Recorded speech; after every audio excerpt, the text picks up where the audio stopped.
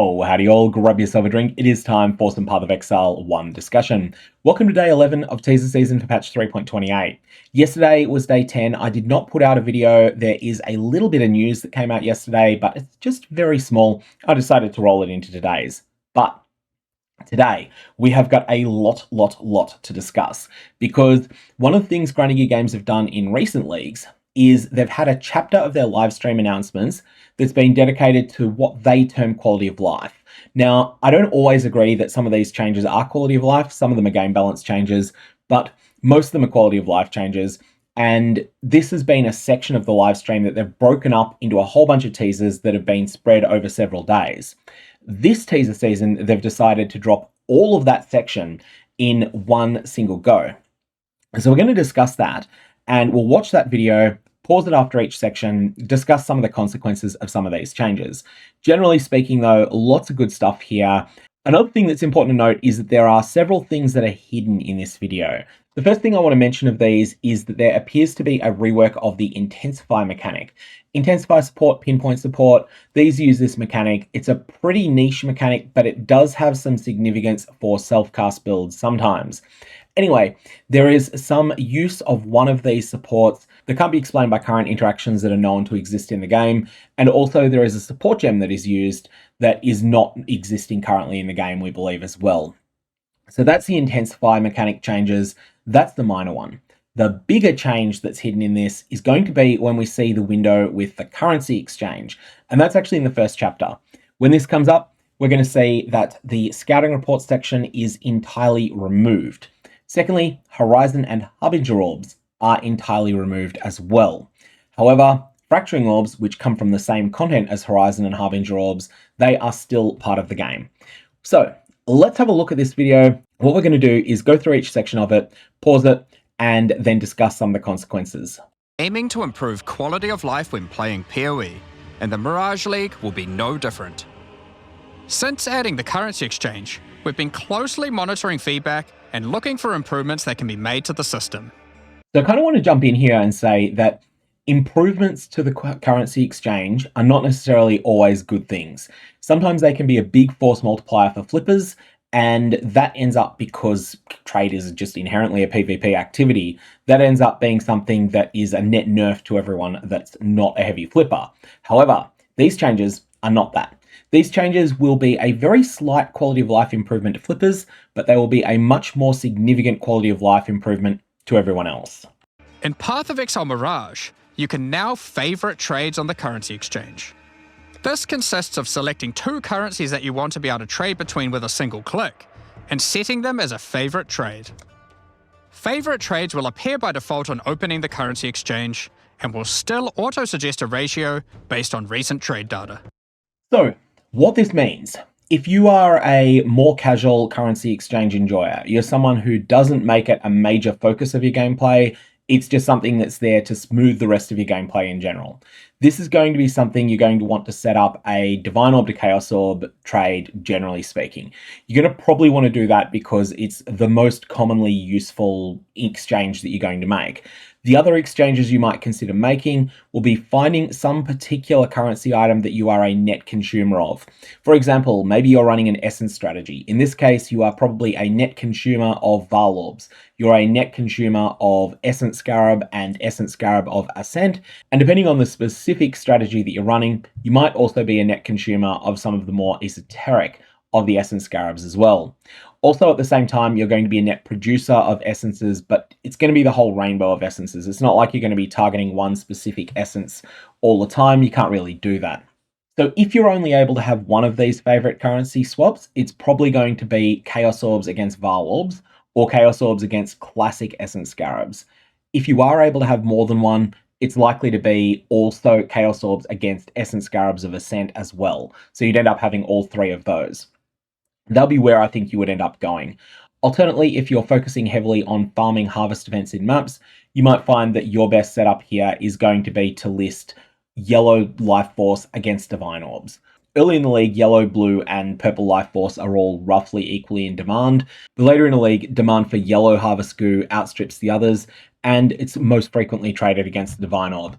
There's also going to be a bunch of other things that you can do with this. but it's really unclear so far as to exactly how many of these favorite trades you can have. Definitely you can have one. Whether you can have more, that's unclear. Here's that screen that would currently be showing you both the Horizon Orbs and the Harbinger Orbs, and they're not there. And additionally, in the left-hand side here, you can see that we are entirely missing the section for scouting reports. I also thought it's worth mentioning there is a frame here that's very hard to see where a pop-up window shows up, and a lot of people think this might be additional text clarifying exactly how favorites work. No, it's just the Chaos Orb, because what's happening with the mouse button here is that it is just inside the Chaos Orb area of the window, and it's not yet touching the star. Once you actually do touch the star, then the functionality changes to be the favorite button instead. Favorite trades will appear by default on opening the currency exchange and will still auto-suggest a ratio based on recent trade data. And a quick comment on this automatic ratio suggestion. One thing I highly recommend is that whenever you are doing a trade, and this is more important if you're trading things more esoteric than Divine Orbs against Chaos Orbs. So if you're trading a Divine Orb against a Chaos Orb, there's so much turnover that this tip doesn't matter very much. But if you're trading something like an unusual Scarab, let's say you've got Scarabs of Radiant Storms, and you want to trade them in for Chaos Orbs, then hover over the market ratio. Don't just accept the first thing that's offered. Hover over the market ratio and just see what the spread is. What are people buying these for? What are people selling them for? If there's a wide gulf between the two, what you should do is list your items at a price point that is more favorable than any large order that's there, but you don't necessarily need to go all the way down to what the people who are instantly buying them are willing to pay. Chances are those are item flippers. Sometimes they're just players who are frugal, but in either case, you can probably get more for your precious reagents than you can get from someone that's either looking to be frugal or someone that is looking to on-sell them to someone else. A further improvement to the currency exchange is the ability to open and interact with your stash while you have the exchange window open. Okay, this is two things. This is both fantastic and this is terrifying. This is the sort of thing that is a real positive for quality of life, but this is also the sort of thing that is very risky when it comes to potential item duplication exploits. As long as grinding gear games are on top of every possible item duplication exploit, including at a wide variety of different potential latencies that people might play at, then this is going to be a fantastic improvement. However, if they aren't on top of that, this could be an absolute catastrophe. This is really going to make it faster to do transactions that involve getting really large bulk of something.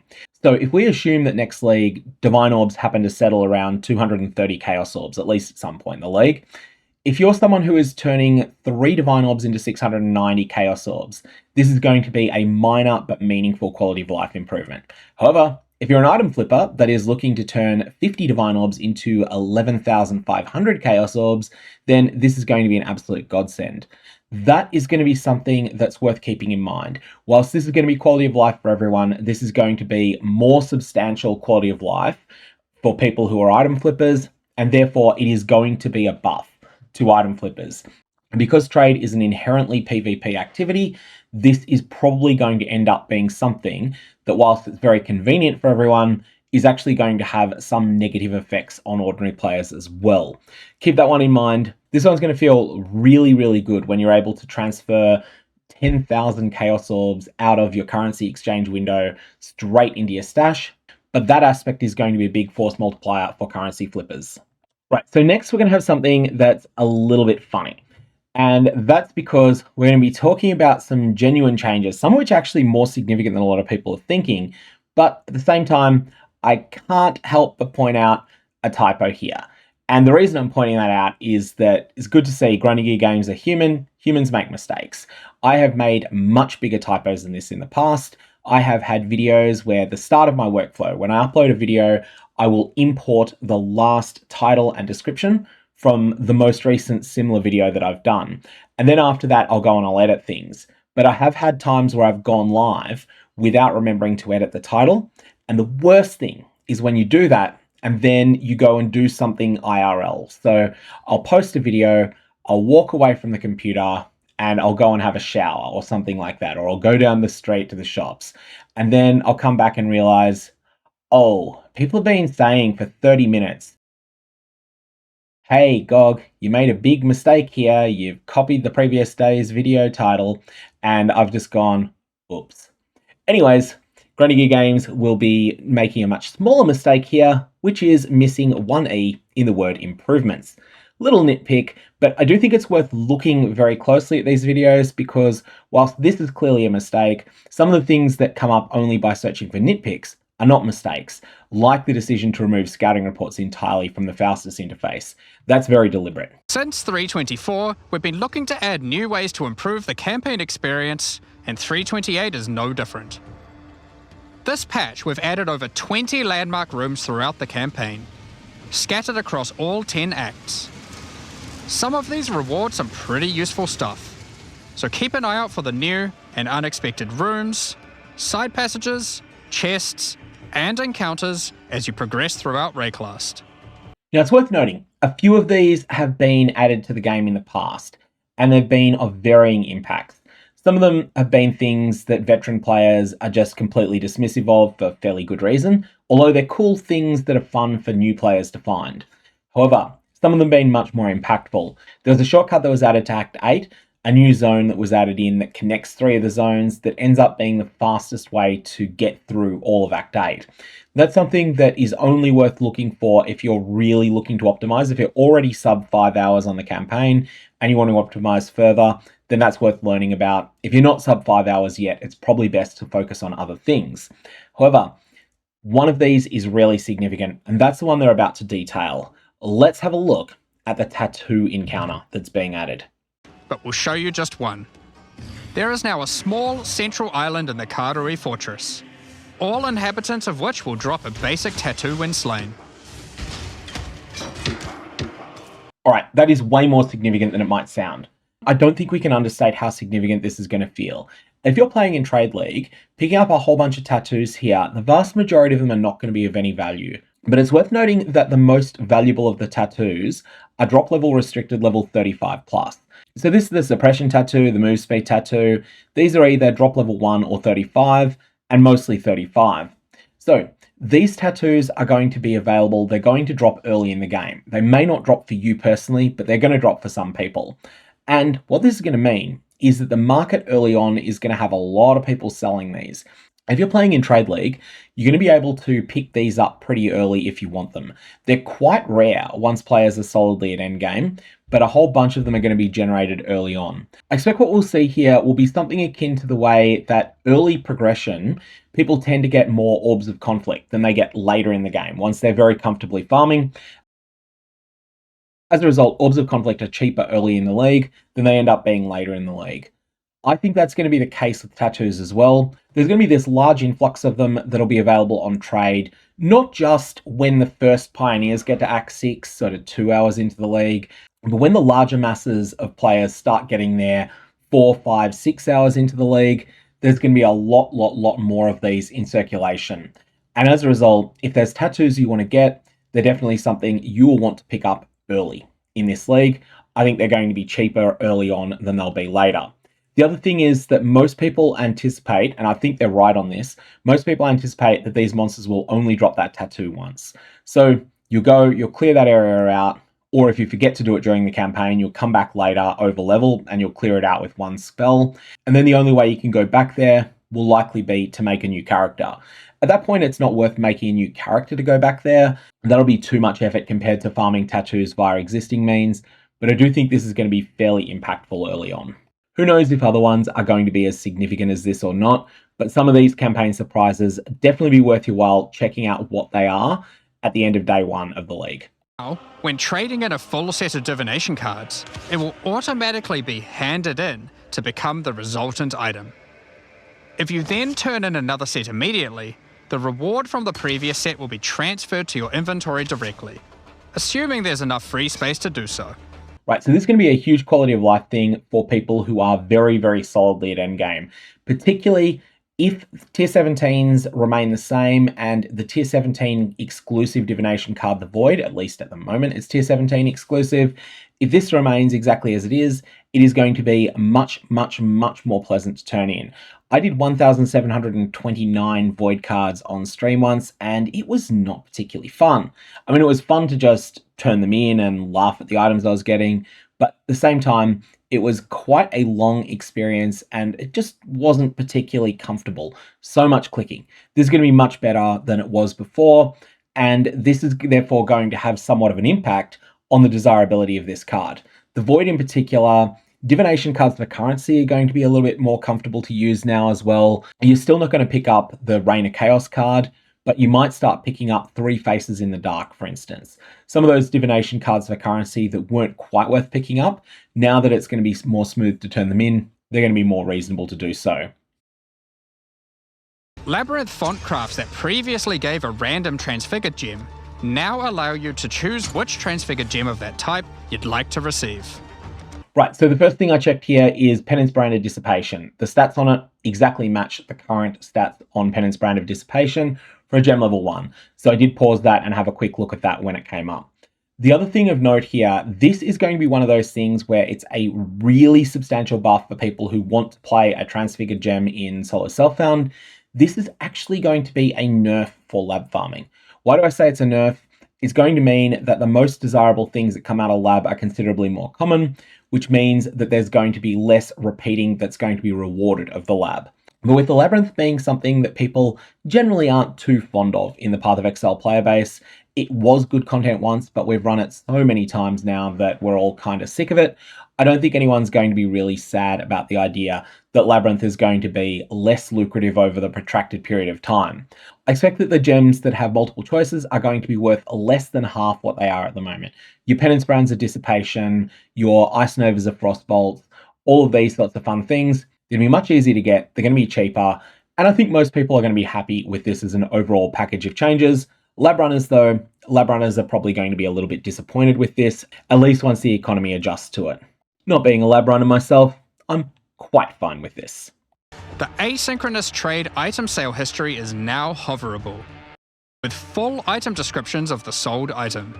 Okay, that item history is fantastic. This information actually does exist at the moment, but it only exists on the pathofexile.com/trade section of the website, which is not particularly convenient at all.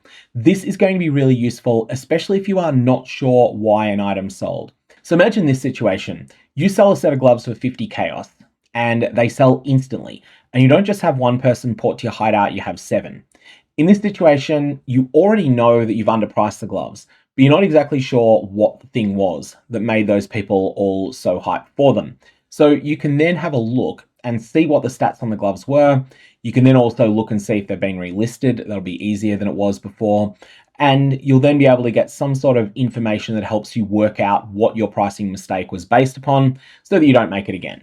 So here we have a section on Divine Orb changes. These are not functional changes to the Divine Orb, they are quality of life changes. However, they're pretty significant ones. The first thing you're going to note is that a Mage Blood is being divined. However, Mage Blood has fairly familiar roll ranges on it.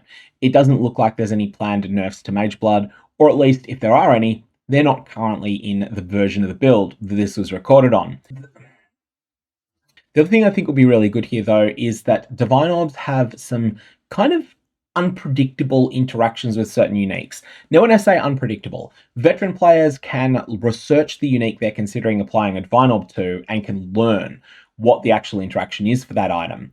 But there is no reason that players would expect that applying a Divine Orb to a Replica Dragonfang's Flight would change the skill, but that does not occur when you apply a Divine Orb to an All's Uprising. Both of them have a selection of skills that they can name, but with All's Uprising, the skill does not change. With Replica Dragonfang's Flight, the skill does, and this is not made clear to players currently. However, with this change, it will be. So let's have a look at this chapter. When using Divine Orbs, you can now tell exactly which modifiers can be randomized. So I think that's going to be a huge quality of life thing, especially for players that just don't know every corner case interaction in the game. And it's definitely the case that there's a few of them that I have to look up as well. Okay, so the next section is going to be about ritual quality of life improvements. However, whilst this is about ritual quality of life improvements, there are a couple of things I want to draw your attention to that are not ritual related. Firstly, let me move my face out of the way. So here we have an icon that is similar to the existing Intensify icon, and also down in the bottom right corner of the screen where my face was, We have the player's skill selection, and there is a support gem there that does not currently exist in the game. So there's a couple of changes that are clearly happening here that we don't have the full details of. More on that undoubtedly when the full patch notes come out, which is hopefully in less than 2 days' time. The ritual icon will now glow if you've got significant unspent tribute in an area and all rituals are complete. And a pop-up will appear after the final ritual completion. It's worth noting when they say a pop-up will appear, some people are interpreting this to assume that it will just open the ritual window for you. I don't believe that's the case. I think instead it is just going to be a clear marker on the screen. Even if it does, however, bring up the ritual notification, the ritual window pauses the game. So that's going to be something that's not going to ever catch you by surprise and get you to go splat the way that the old prophecy system used to do. The old prophecy system would put a big message in the center of your screen and it would not pause the game. And that was something that could be an unpleasant experience at times. Anyway, this is just going to be a quality of life improvement, and it's something that people often forget. The number of times I've forgotten to check a ritual is probably pretty small because I don't really like ritual that much as a mechanic. I don't do it very often, but people that enjoy ritual more than I do, they definitely will experience that quite a number of times. Also on the topic of ritual, you can now quick use vessels on completed rituals. This is a great quality of life improvement. I do hope that they carefully test exactly how this works when you've got insufficient space in your inventory. So if your entire inventory is full, but one slot is a stack of multiple empty vessels, then in that situation you could end up with something on your cursor that you can't get rid of. And that's something I hope they've tested, especially in environments where there is an enormous amount of ground loot cluttering the ground. In that situation, I think they just need to get that working so that it doesn't cause any real problems. But this is otherwise a really good quality of life improvement for Ritual. Have you ever tried to click a Divine Shrine, surrounded by enemies, and find it extremely difficult to click? Yes. Yes, I have. Many times. Well, shrines now take priority over monsters when clicking in an area they overlap. Right, that is going to finish out the video with a very simple but very welcome quality of life improvement. So what they're doing there is they're making it so that you can always click on a shrine. They use the Divine Shrine as an example because it's the one that's most urgent to click on. But I also think this is going to come up a lot when it comes to the Critical Strike Shrine as well. The Critical Strike Shrine is really deadly when monsters have got it. And so just being able to take that away from them and also to get it for yourself, but mostly to deny it to the enemies is fantastic too. So that's a really welcome change and one that I think will be a big improvement. However, it's worth noting that the main thing blocking you from clicking a Divine Shrine is often not your capacity to click the actual shrine icon, it is phasing. It's the lack of phasing on your character means that you end up having no way that you can path to that shrine because the whole pathway there is full of monsters. Now, the best solution to that, of course, is to use some sort of move skill to bypass that. To find out more changes coming in Path of Exile Mirage, tune into the livestream on February 26th. Thanks, and see you then. And of course, that'll be February 26th if you're in the US or similar time zones. It'll be very late in the night in much of Europe on February the 26th. But for me, over in Australia, it'll be February 27. I will be rebroadcasting it to both Twitch and YouTube with my own thoughts at the time. And that'll be live. And then after that, I'm then going to edit and cut it down into something. Hopefully we'll get some patch notes as well. And then they will have an enormous amount to talk about. So it's close to winding up the video. I've been going through everything in editing, and then I got a ping from Discord that Grindy Gear Games had put out a new announcement. This is the details of that MTX promo that I mentioned earlier in the video. So the Mirage weapon effect is going to be available, and honestly, I think this is better as a shield effect than it is as a weapon effect. But with a weapon effect, if you put it in your main hand, it propagates to your offhand if you want it to. So that means that you can get it on a shield. And this is just a visual MTX effect that looks kind of cool. You'll see here that there is an echo of where the shield and also the sword, but it's clearer on the shield, where it was a couple of frames earlier. And that seems to be the theme behind this particular MTX. Anyways, the details of how you get this. You need to watch the live stream announcement for 45 minutes. You don't need to watch the official Path of Exile channel. You can watch it. It'll have it just the announcement by itself. Or if you want though, you can watch my channel. I'm going to be rebroadcasting it with my thoughts, or anyone else. Now, you need to watch for 45 minutes combined from the start of the announcement during the next 24 hours after that. So anytime during that 24-hour period, you need to watch a total of 45 minutes that are within the Path of Exile category. There's also a little bit of an important administrivia you need to do if you've never participated in one of these grinding your game / Twitch promotions before. And the details of that are down in the description below. Make sure you do that before the event starts so that you don't miss out on the free MTX. Lastly, they're starting this promptly when the live stream starts. I actually wish they'd start 10 minutes earlier because, in my experience, the most fun part of these announcements is not actually the announcements themselves. It's just hanging out and goofing off in Twitch 15, 20 minutes before the live stream announcement starts. So even though it'll be 5:40 a.m. my time when it's 20 minutes before it starts, that is actually a really interesting and fun time.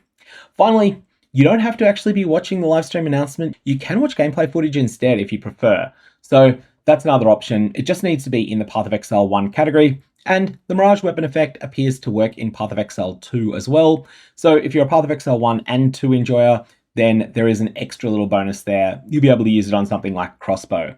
All that said, it's way better on shields, and shields are better in 1 than they are in 2. The other piece of news is something that came out yesterday. So this was going to be the day 10 video, but I figured it was going to be less than a minute. And YouTube just has this thing where anytime I post a video that's less than a minute, YouTube doesn't like those very much. So generally, unless it's something really, really urgent to do a video on right then and there, I tend to just roll it over into the next thing. And that's what we're doing here.